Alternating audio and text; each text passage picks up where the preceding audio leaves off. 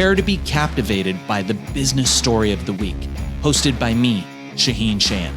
Join us on a journey through the twists and turns of entrepreneurial triumphs and setbacks.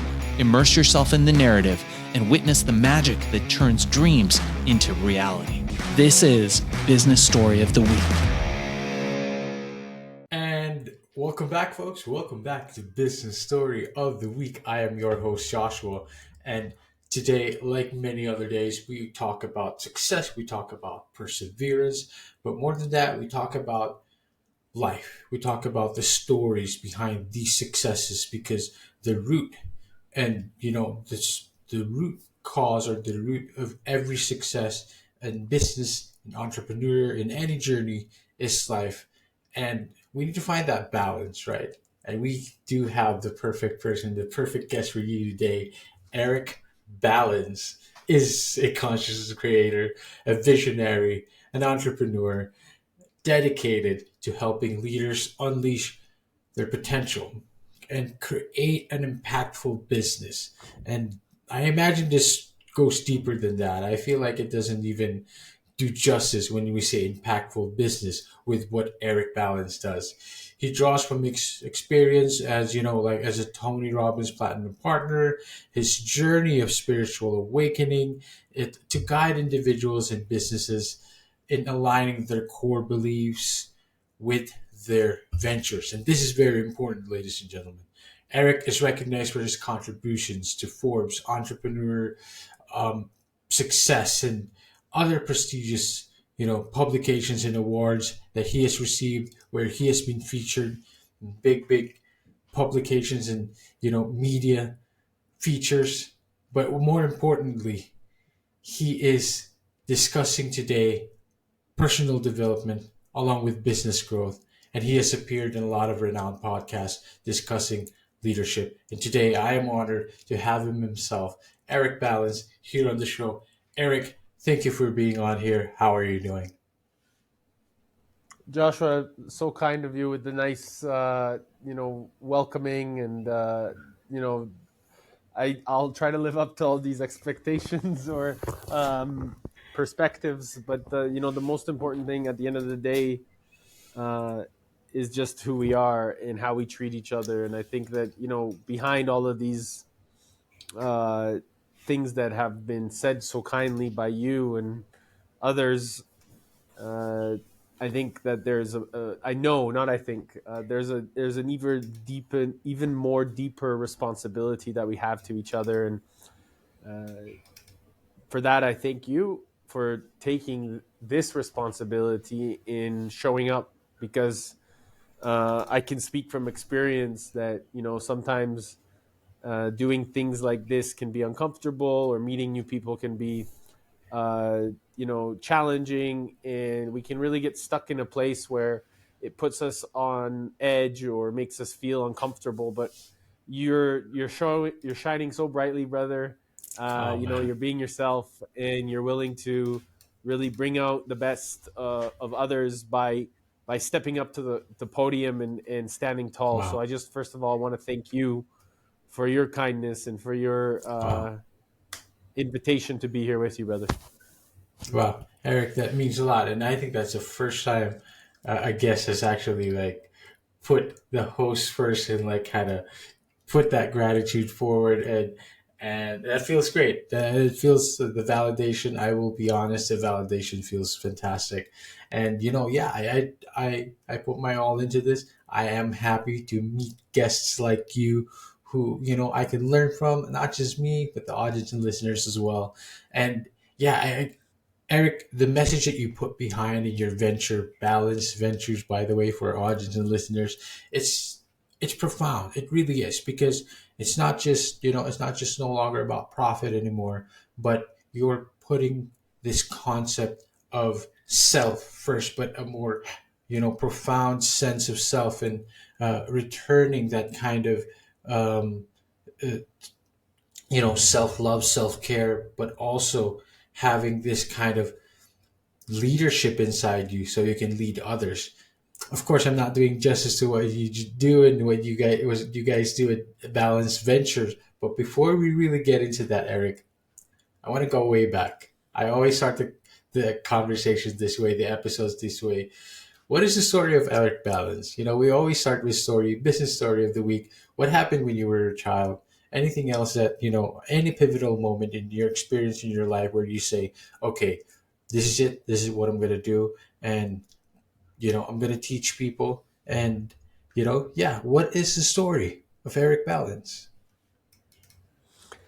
Well, I think the story is never over, right? Where the story That's continues true. and the journey is forever. It's an Hmm. eternal one, in fact.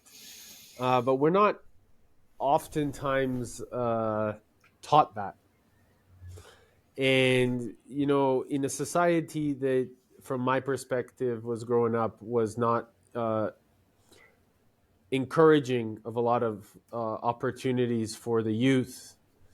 Uh, in my experience, I had noticed where there was a lot of limitations.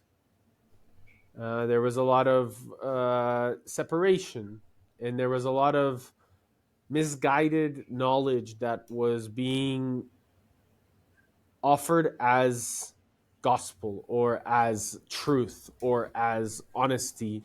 And I rebelled Hmm. a lot. In fact, I rebelled so badly that I pushed my parents away, I pushed my family away, and I pushed a lot of society away.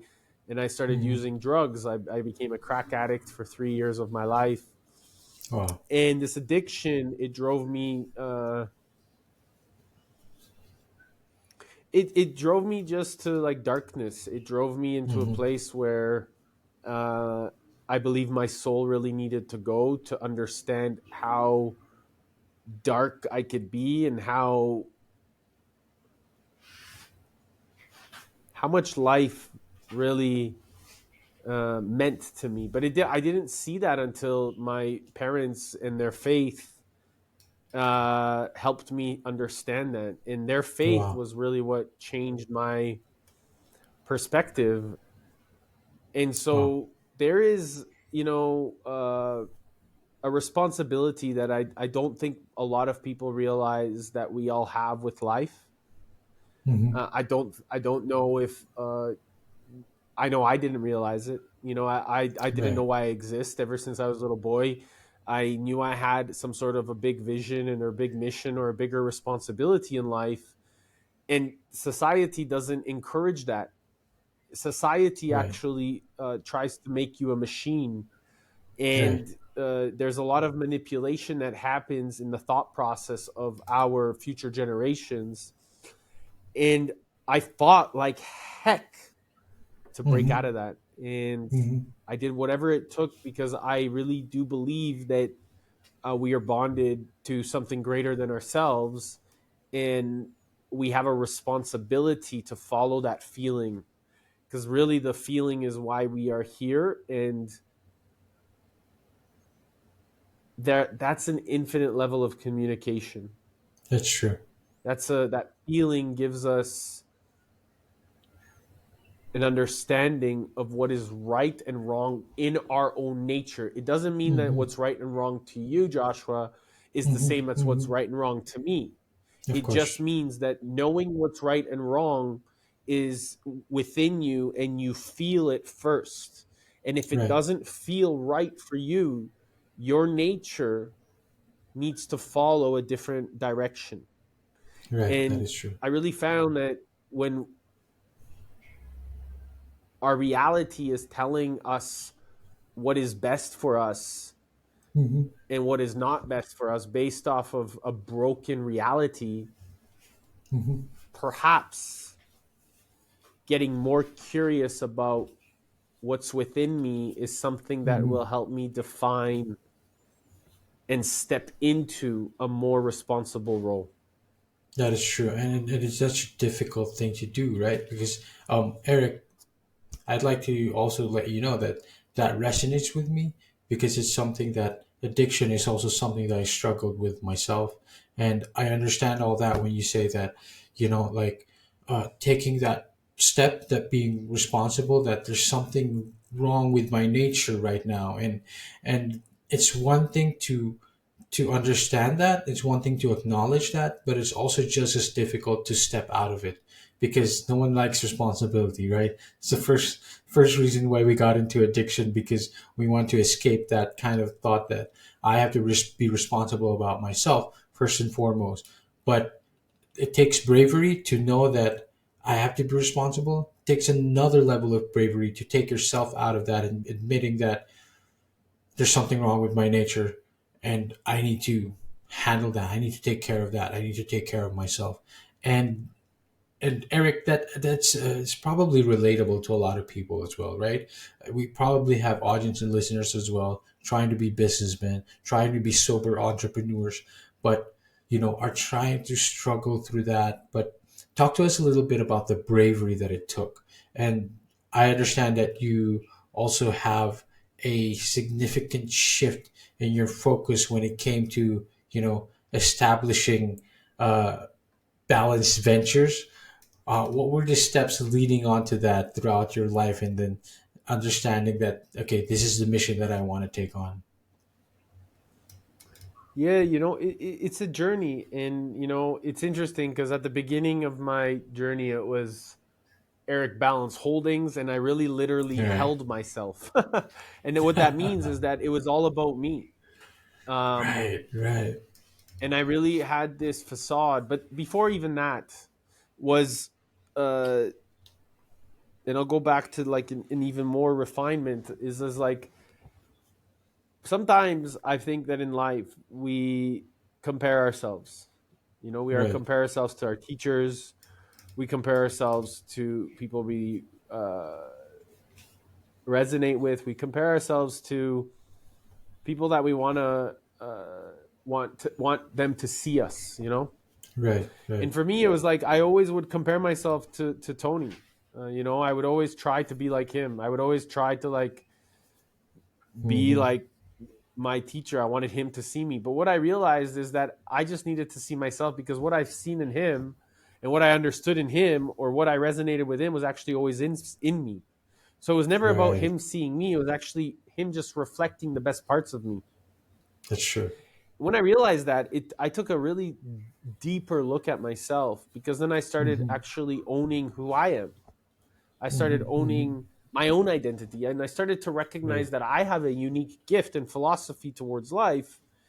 right. And no longer do I need his acceptance or his um, acknowledgement or validation. I just need to Right, be and validate myself because as a right. result of that, I get to then deliver my uniqueness, my value, my Mm-hmm. devotion, my integrity into the world. Mm-hmm. And Mm-hmm. Mm-hmm. it took a long time because I think there are a lot of people around the world they would even say to me, like, "Hey Eric, you're not fucking Tony Robbins," you know what I mean? Like, Oh, come on. and Wow. it's interesting because it's like I don't think I like maybe unconsciously or subconsciously like I was just modeling somebody that I really admired. Mm-hmm. Mm-hmm. But I wasn't trying to be like him. I was Mm-hmm. I wasn't doing it intentionally, anyways. It wasn't Right. coming from a, Of a course. conscious place, and maybe from other people's perspective, it was. Mm-hmm. But what I realized is that those patterns of those modalities or what it was like, you know, I just needed to really own my nature and not need to be so uh, competitive. And I don't Mm-hmm. think I was competing with him because my teacher Tony, I call him my teacher still because he is, and I don't think that he's ever been like somebody that I've competed with. But again, it's not been consciously, so maybe unconsciously Of it course. has. Right. And so I'm really thinking, is like when you allow yourself to be Mm-hmm. encouraged and empowered by the people that you admire and Mm-hmm. you allow yourself to see the greatness in them and you recognize Mm-hmm. that actually they're just a mirror of what's great in you, Mm-hmm. Mm-hmm. then instead of fearing that, you'll Mm-hmm. want to learn from that. That is true. And what I realized is that as I went over the journey around the world and I traveled the planet, I met a lot of people and I would have this energy of just like, let's make it happen. Let's move into creation. And I didn't always know the answers, and I was very open with that. I didn't always have the answers. I just was I wanted to put my energy into finding solutions and creating, and people would be they would see that I had the energy, but they saw that I didn't have all the solutions. But I'm like, it's okay, we'll find it, we'll figure it out, let's do it Of together. course. And Of it course. scared them. It scared a lot of people, and I realized that was a common problem in the world. And then I asked myself, I said, why is it that people feel like they need to have all the answers themselves without getting curious enough about the environment and the people around them? And what I realized is that this has been human nature this has been a pattern for thousands of years. Right. Unless That you is step true. into a higher level of thinking, a higher evolution of psychology, of knowing, of level 4, level 5 thinking. Like, this is something that people just don't necessarily understand or comprehend, because they're always working on their own security, their own needs, their own Yes. responsibilities, and they're not thinking about what's going on around. And so instead of getting curious about what people can offer or bring to the table or what they need, Yes. Yes. Yes. they're only focused on what they think their map of the Yeah. world or their level of consciousness wants to bring to the world. Right. Right. And And so by Eric, being pushed by so many, sorry, go ahead. go ahead. Go ahead. Go ahead. Go ahead. Yeah, but I that's great because I wanted to add to that because you mentioned about talking about like Tony Robbins being your mentor, being your teacher, emulating him, and then finding out that that was all inside you. That was all very important. And this mission right now that you have of like bringing back to the world or returning it to the world, it really starts with self first, right? Finding that out that you have this kind of heart, so you could bring back and you could return it to the world. And now it requires a different kind of thinking because it's not just about you anymore, but it's also about the world and everyone else. And how have you come to the point of applying this in business? Because this just seems like such a novel concept when it comes to ventures and when it comes to entrepreneurship. Because the common thread is like profit first, right?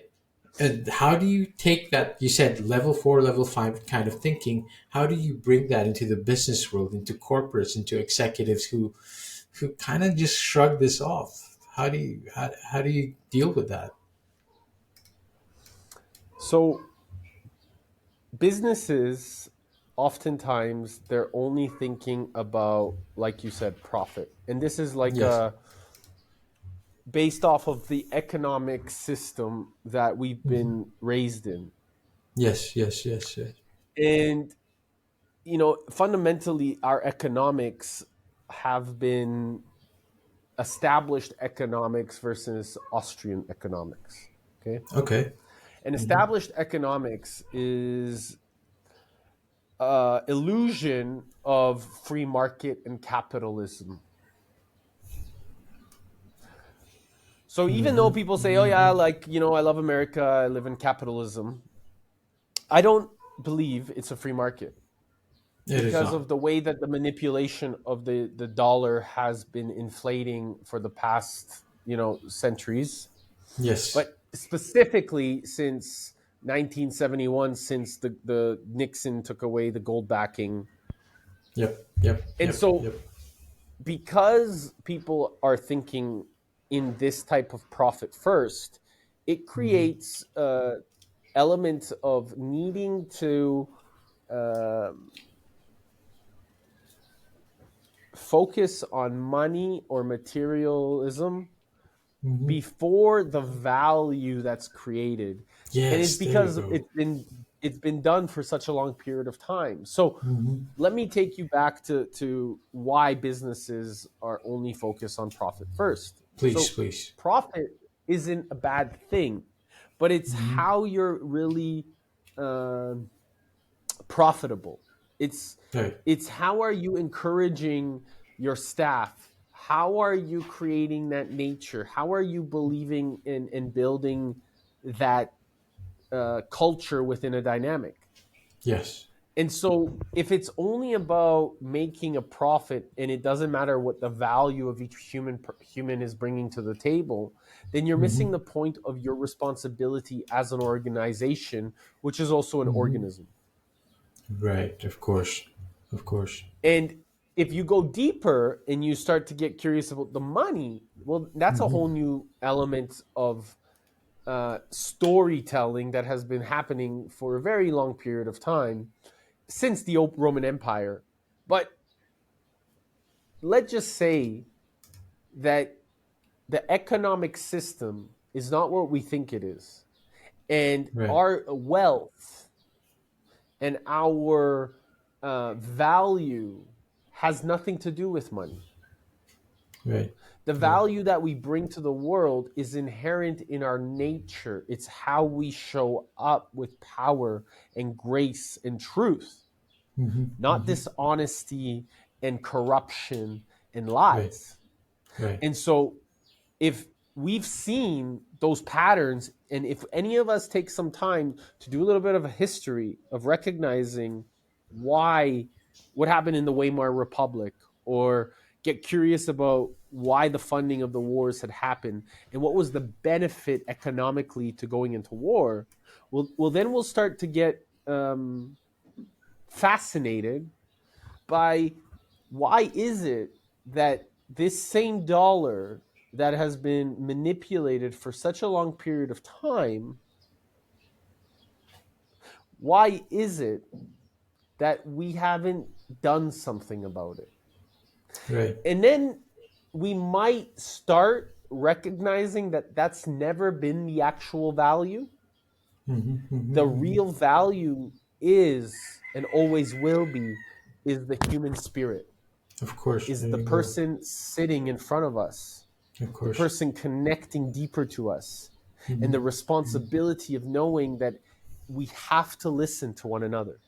Because Hmm. if we pay Hmm. more attention to what one Hmm. another are saying, and we stop talking so much and start listening and start implementing the things that are benefiting to each other, Hmm. Hmm. then we'll start really embodying a nature Hmm. that is greater than our own, Right. because it's not just in benefit to one of us, it's in benefit to all of us. That is true. And Eric, this has become again. It's just become such a common thread when, especially when it comes to you talk about the economy, you talk about the capitalism, you talk about the corporation, because humans have become a commodity, right? We've gone past that value that a person is, a person is the one who just makes us what? Who just makes us money. But we've lost sight of the values of that they bring as a human, as a person into the company. And it's just, we've lost that. We've completely lost that concept. And we need to go back to that into um, bringing back that into you know our company culture, so to speak. So your company, I understand, empathizes this, like creating businesses that igniting passion, inspiring teams, and impacting the world. When it comes to teaching these concepts to the companies, are there any specific strategies or principles that you begin or even start with recommending to entrepreneurs, to executives, to build such a purpose driven, let's call it a purpose driven and impactful venture? Where do you begin? So there's 6 steps to this, and Hmm. I invite anybody that's listening to really write these down, because it's Yes, important. please. And a fundamental, the first step is for influence.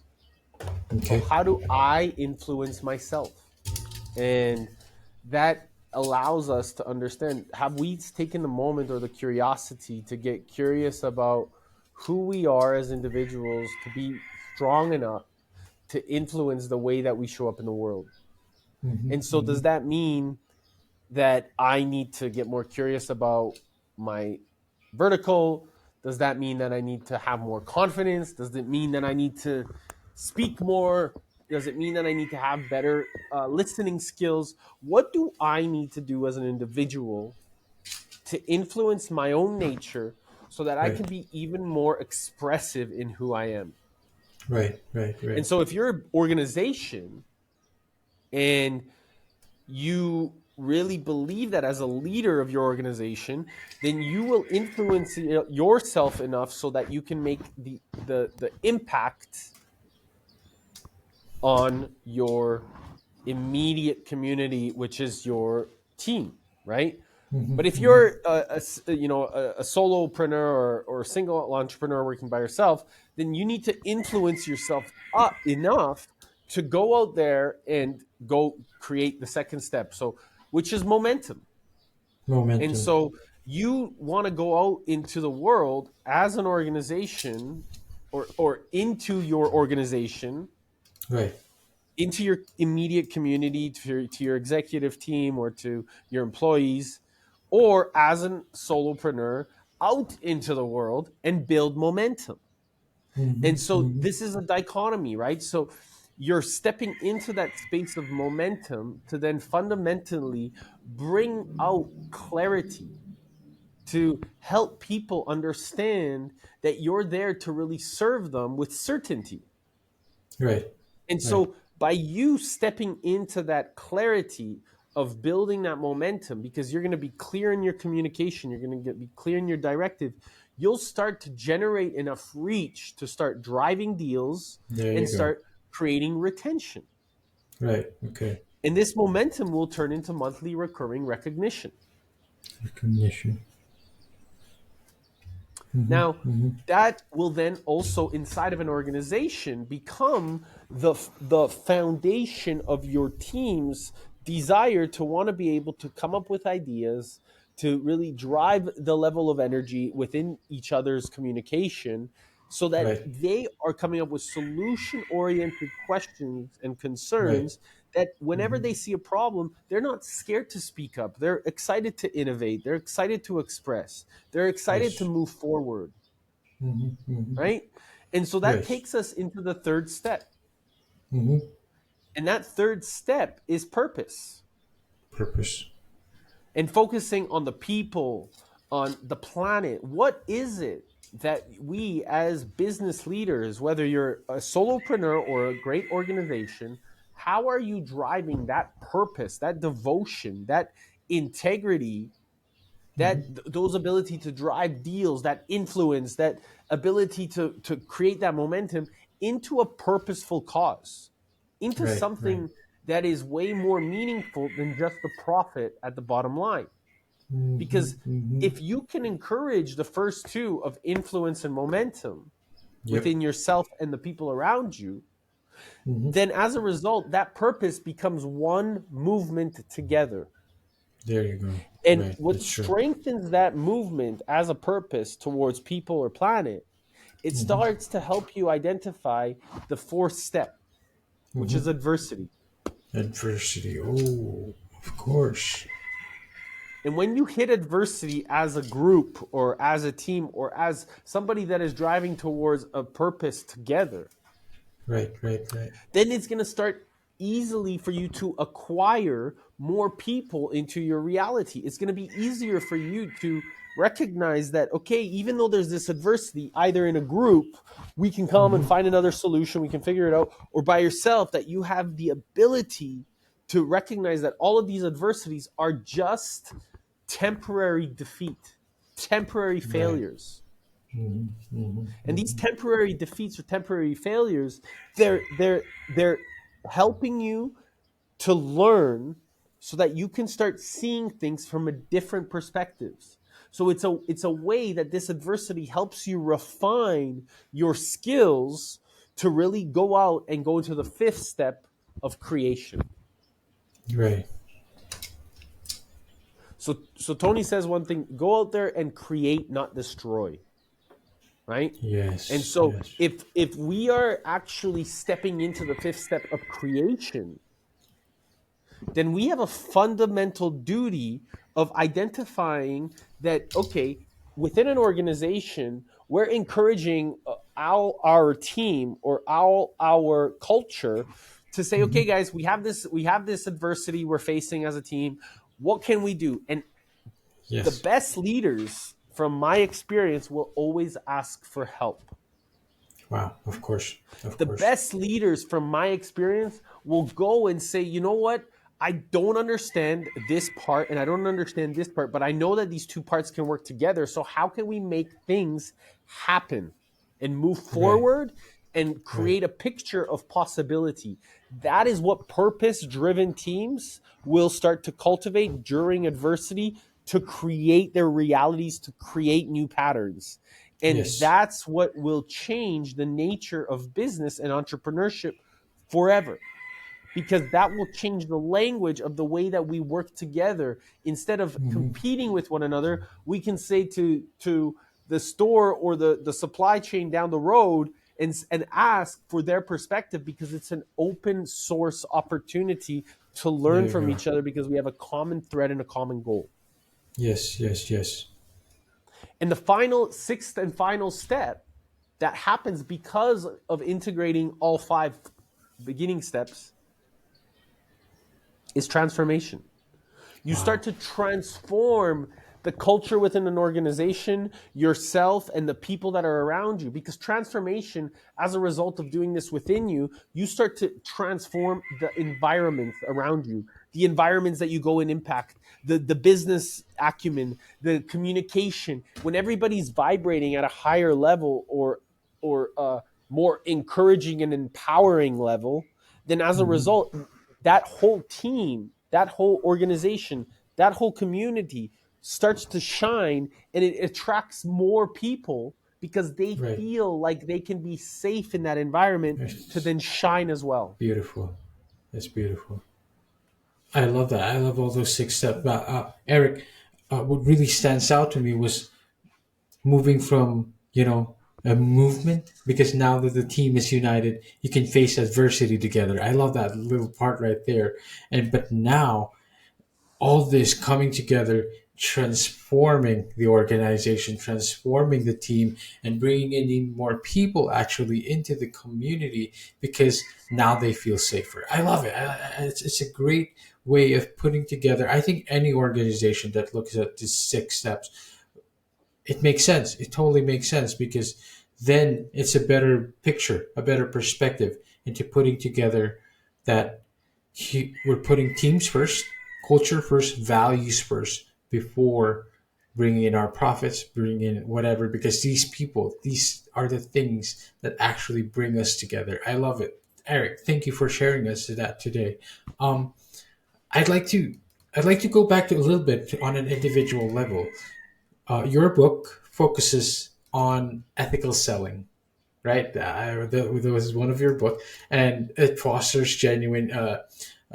You talk about fostering genuine connection with clients, and again, I want to go back to this because it goes back to the individual level, right? And it goes against the grain, the common grain of what we've been used to when it comes to sales, right? In today's competitive business landscape, everyone's thinking it's just I need to just sell, I need to just sell, sell, sell.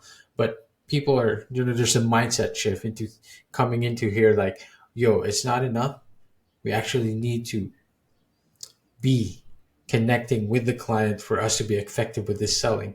How could entrepreneurs strike a balance between that? Or how can salespeople strike a balance between sales performance and maintaining authenticity with and trust with their audience, with their leads, with their prospect, with their clients? Well, one of the things about ethical sales is being who you are, genuinely there to serve. It's not about you as the There you go. individual, it's about serving the person in front of you. Hmm. And so, Hmm. although it's a sales script, I wouldn't call it a book, but it's a script that I in a training that I put together. Yep. um, it's really foundational in the way that you're capable of actually building rapport. Right. And you see, Right. relationships are, for me, what actually changes the nature of what's possible. The way that you get to build big deals and you get to manifest bigger teams, and the way that you get to work in cohesion to serve something greater than yourself, is about understanding that it's not about you. And so it's Right. about a benefit to the whole team. So when you're speaking with somebody and you're doing a sale, getting curious about their needs before your own or your needs to sell is what's going to help you refine the way of understanding if you can actually serve them, to really getting curious about their problems, knowing what they're going through, understanding their problems within their business, really identifying what key distinctions there are, and then Okay. seeing how to navigate those truths and incongruencies and questioning even those, because sometimes people will say things that are, they don't even know that they don't know that they're lying to themselves. So challenging that with Yes. love and Yes. compassion, Wow. right? Here's Wow. the big thing is compassion, Mm-hmm. not getting back into an old self pattern of thinking, but you said this and I said, but no, but just questioning again and with love and compassion. Hey, I heard this, but what I'm seeing in the way that you're showing up, it's like showing up like this. And people will oftentimes say, you're right. Wow. I didn't even Yeah. capture that. I wasn't even aware of it. And, we all have blind spots, but having the compassion to point somebody else's blind spot out with love,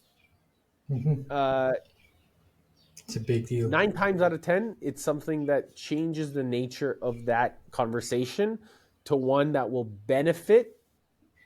And again, at the end of the day, asking for the sale, from my perspective, is about perhaps offering your services without needing to, because in the past, and I think even in the sales script, there's like, oh, can you do it now, or do a sale, like an active sale? And the thing is that active sale, I don't think works anymore. Right. I would change the nature, and I would say, hey, like if you do need the few days or the few moments to think about it, yes, feel free. However, I encourage you to take action now, Right. because Right. when the feeling is real and you're not breaking away by creating a new story, 9 times out of 10 people will run away and choose a different story versus the one that you're holding that standard, right? So again, Right. it's dependent on the depth and breadth of the sale. If you're talking a $80 million deal, you're obviously not having one conversation. You're having a group and you're doing a lot of things. But if you're doing a high ticket sales call for 5K or something like this, encouraging that person Right. to really step up to their own potential and Right. taking action now, after you've developed the rapport, after you've overcome any objections, after you've really understood what they are, it only comes in a state of alignment when it's really in your nature There you go. and it's actually congruent from both people. Because again, from my perspective, I don't believe, and I haven't done like the 5-10Ks offers for a while, but these types of conversations in the past, for me, it was never about wanting them to take action if they didn't feel comfortable. I Right. made sure that they were uncomfortable. Wow. Does Okay. that make sense? So I would makes sense. actually encourage them to step into their discomfort with love and compassion. And if they still were not willing to go to the extra mile, then I would be totally excited to hear them in a few days. But I would encourage with ethical delivery and making sure that their devotion and their higher self was speaking, not their scared or fearful state. Wow. Okay. Wow. That's quite a perspective. Oh, for our audience and listeners out there, the name of this book or script is the Signature Sales Script. Am I correct? Like a cash flow You titled yourself the conscious cash flow consultant, so to speak, and it resonates to what you just said because again, I love that genuine compassion, love, and to bringing them into that kind of state and perspective, so you can then you know help them through their navigate this kind of discomfort, so to speak. I also want to relate it back to the very first thing that you said. It's like in order for you to do this, you have to know who you are so you can step into that authenticity, so you can be more authentically passionate, more But you authentically also have to you know who know they are, right? Like, right. so sorry to interrupt, but like, you have to Go get ahead. curious about them and their needs, right? Yes, You yes. know, in the past, Joshua, like, I would just follow this script like it was a Bible, and I think that there's more depth to curiosity Mm-hmm, than mm-hmm, just a script. mm-hmm. And because we're so many of us are just so stuck in our head of thinking that we need to do things right, Right, right. that we forget that actually you're speaking to another person, and Of course. this other person actually needs to feel you, needs to resonate with you, Right. needs to connect with you. Yeah, And that's so true. people, they're like, I mean, look at our world. There's so much distrust happening Mm-hmm, mm-hmm, from mm-hmm. system and government that we were brought up in, to a system to literally manipulate us Mm-hmm. for so long. So do Yeah. you blame them for not trusting you? Like, building a connection with Mm-hmm, people is what mm-hmm. is fundamental here, because that is what is going to trump anything. That is what's going to Right. bring the value in the world. That is what's going to change the nature and the safety for people that know that they deserve to be seen, heard, and understood. Because you know what, man, times are, like, from my perspective, the old story and the people that are willing to play that game of manipulation and, you know fuckery and all that, like, it's over. Mm-hmm, mm-hmm. It's going. They're Like, going. your generation and mine, we're no longer willing to play that game, That's and true. we we trust ourselves more than Mm-hmm. we've ever That's true. have. Mm-hmm. you That is know true. because people in this world, they're starving for, or they're drowning in information, but they're starving for wisdom. And Yes, that's this true. is what we have to really trust within ourselves, is we all have this wisdom. We just have to trust ourselves more. Yeah, and that is very true. And we're actually starving for genuine connection as well. With all, we're so connected, more than connected than ever, but we're actually starving for that genuine connection. And I think we are primed to kind of like bring people together now, and away with the old ways. We're seeing that. Okay, we just need to get together, stop using each other, stop manipulating each other. And I think, Eric, this is a perfect time um, to kind of wrap this up, but not before we stop talking about, or we start talking about your concept of regenerative culture and the potential impact of businesses and communities and all that, how bringing us together can form this, what you call regenerative culture. Could you talk to us a little bit about that? Delve deeper into how what regenerative culture entails and how it can lead to positive transformations in society as a whole. And how do you see the future moving forward with this kind of concept? Beautiful question. Thank you for asking. Uh, Regeneration is something that we are here to devote to our next generation. So, Mm-hmm. sustainability, from, these sustainable goals and things like this, that, the World Economic Forum, or, has been diluting, and this, businesses have been talking about. Yeah, okay, great. But that, from my perspective, that's bare minimum. Mm-hmm. Regeneration is taking an active, responsible approach to our next generation, is saying, what do we need from amazing youth like yourself and others that I get to work with and I have the blessing, and actually putting our hands out and saying, what, here you go, here's how I can help you. Not Right. necessarily needing to give them anything, but being right there next to them and figuring out how to find solutions. There you go. Joshua, I'm fascinated that so many people, they desire to want to help, and then I believe that they really genuinely do, but they then think about what's in it for themselves instead Of of course. giving more than they ever expect to receive, which Napoleon Hill calls this the divine economy.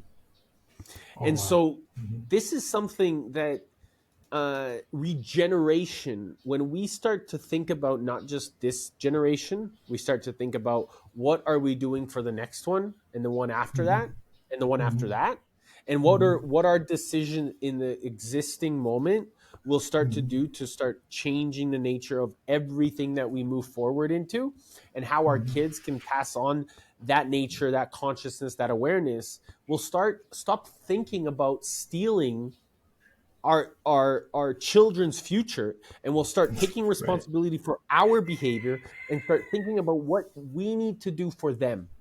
Because you Yes. see, Yes. the most fascinating thing of life is that we've been told, our predecessors have focused so much on the bottom line and the dollars, that they have decided and stole from us. Yeah. That They is have true. chosen, consciously and unconsciously, to steal from us. And it's our duty to not keep that pattern going. It's Right. our Right. responsibility to say enough is enough. That have a we're not gonna keep doing what they have done to us, and we're gonna take all that energy in, and we're gonna have compassion. We're gonna love them, and we're not gonna fight. We're just gonna build something better. Wow. And this is, my brother, what regeneration is, because as a result of that, we get to do something better for our children. We That's get true. to and we get to do that. We get to do that consciously, because now that we know, and it's funny because a lot of people know but they don't do anything. It's Not really. actually, once you know, now what are you going to do about it? Wow. What do you choose to invest your time in? Do you choose to invest your time into a system that's broken, that's falling apart, that has not been conducive to reality and to the next generation? Or do you choose to devote your time into something that is actually building a better future? Wow. Wow. And Those are the that. decisions that we get to determine, and that's when our true destiny will shine on. That's beautiful. That's beautiful. And that is, I was going to say, that is the call to everyone, right? That is the call to our future, to our present right now, to everyone who understands and resonate with these messages.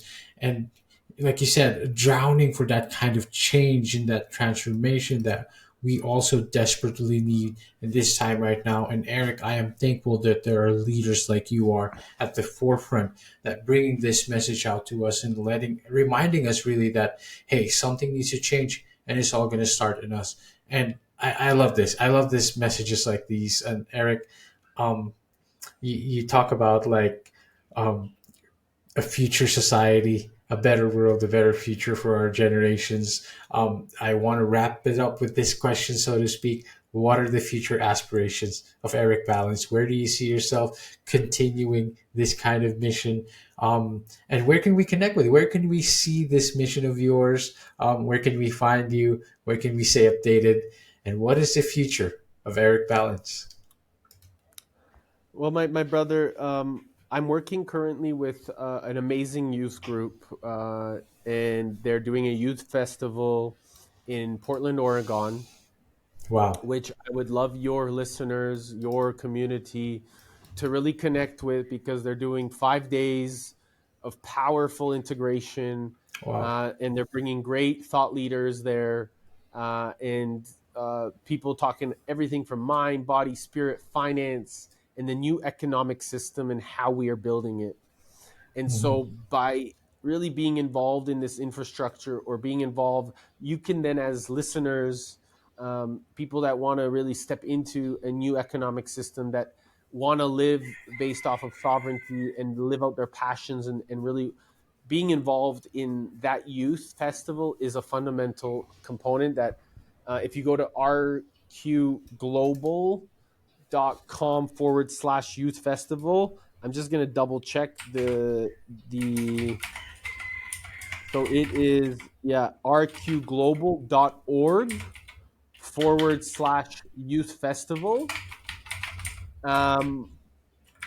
This is an amazing cause, and it's also an amazing group of people that are going to be doing some beautiful things. So I am grateful to just be supporting them and being there for them as a mentor, as a support.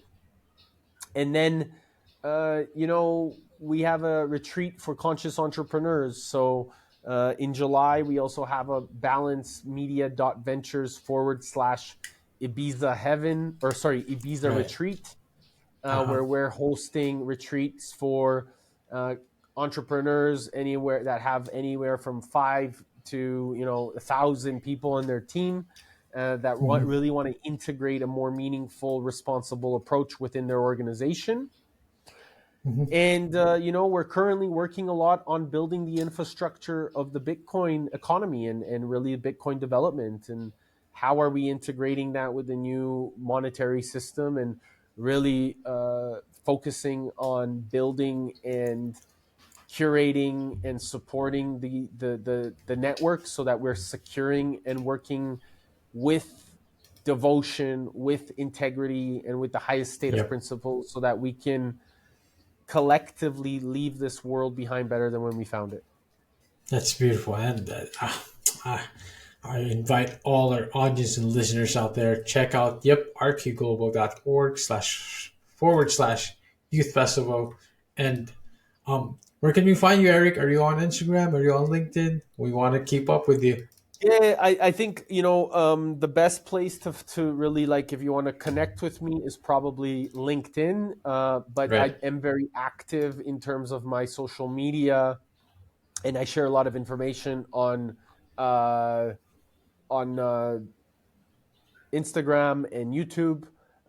In terms of my podcast, the Resilient Minds podcast, where I speak to different thought leaders around the world about the importance of what's happening currently in our system, and how us as resilient people need to come together like a rose. That's true. And to our audience and listeners, the podcast is The Resilient Minds. Am I correct? The Resilient Minds podcast. I invite everyone to have a listen there.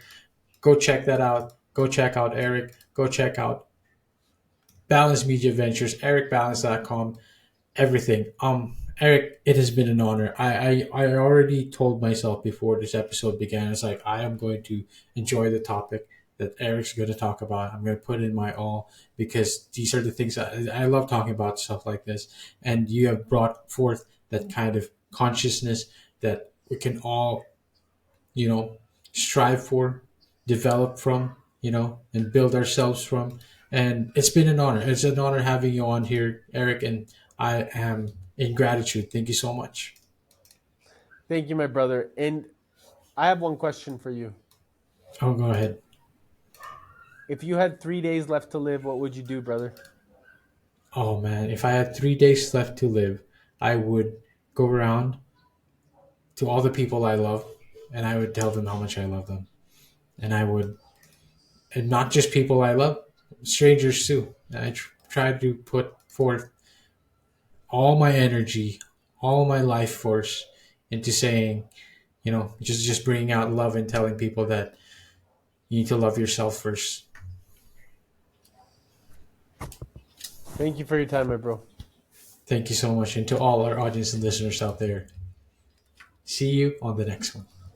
All right, so here's the thing. We try to get a little bit better every day, but we can't do it without you. So if you like the video, make sure to like and subscribe below. And if you have any comments, just leave them in the space under.